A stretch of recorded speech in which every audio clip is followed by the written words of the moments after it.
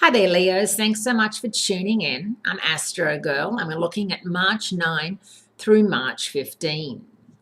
And it's a really exciting, interesting roller coaster week for the fire signs. This week features a balanced trine that turns into a dangerous alliance, and that involves you, Leos.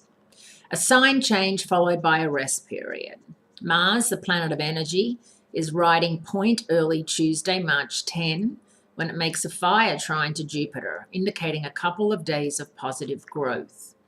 Take good heed, because this is the only time these two planets will be in harmony this year. So remember that. And of course, Mars is in Aries, your fellow fire sign, in your ninth house of long distance travel, higher education, and spirituality.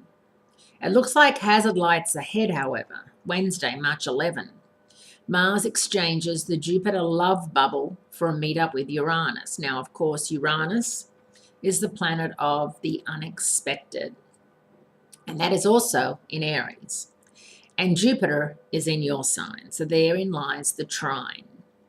This disturbing and possibly violent argument between Mars and Uranus reveals a side of Mars that doesn't play well with others. Things go further south when the dangerous duo gets mixed up with Pluto later in the day.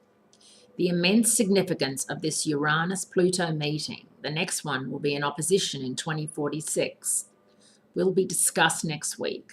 But until then, the best thing is to proceed with caution. On Thursday, March 11, Mercury leaves Aquarius to explore the magical mysteries of Pisces. The 3 weeks that Mercury spends in Pisces will shift communications, travel, and thought patterns onto the emotional and non-verbal right side of the brain. Things go into a stall Saturday, March 14, when Saturn, the planet of focus and discipline, goes out of phase or retrograde.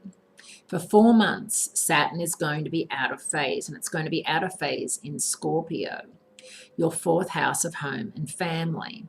So it's not a good time for you to make a move, not a good time for you to sell or buy a home. It's just a good time to have a look, remembering all retrogrades are really basically times for us to review, rethink, redo, re-listen, reschedule. It's not a time to make mad moves. And as impatient and as excited as you Leos get, you really do need to wait until August, when Saturn moves direct. And of course, Jupiter is still out of phase in your sign through April, mid-April. So right now you're in a holding pattern, Leos, and that's okay. That just means that, you know how sometimes, you think, oh my God, life's so boring, I haven't done anything. Well, it's not that it's boring. It's just that you're waiting until the right time comes to make your move. And at the moment, the right time hasn't come. And when it comes, you're going to be much more prepared for it and much more ready to seize the moment. Now, with Saturn moving out of phase this week, we are looking at a practice called deadheading. Deadheading is like pruning.